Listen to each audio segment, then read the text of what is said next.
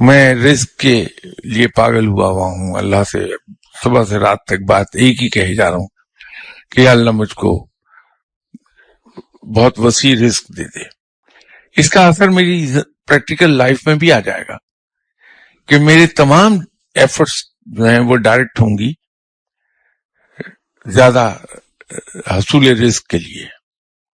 باقی جگہوں پر فیلیئرز آنے شروع ہو جائیں گے میرے، وہ فیلیئرز اس پر بھی اثر انداز ہو جائیں گے۔ حصول رزق کے لیے جب میں ایفرٹ کروں گا تو جمع کرنے کی ہرس میرے اندر پیدا ہو جائے گی، میں کنجوس ہو جاؤں گا۔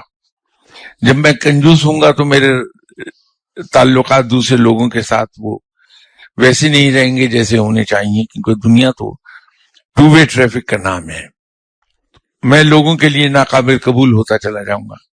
جب ناقابل قبول ہوتا چلا جاؤں گا تو میرے رزق میں بھی کمی آنے لگے گی کہ میرے مواقع کم ہوتے چلے جائیں گے۔